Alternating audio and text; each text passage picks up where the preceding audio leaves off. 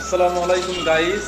একটা জিনিস আপনাদেরকে দেখাবো, সেটা হলো যে এই যে কুরবানি আসছে সামনে, কিছুদিন পর মানে পরে মনে হচ্ছে কুরবানি আমাদের শনিবার।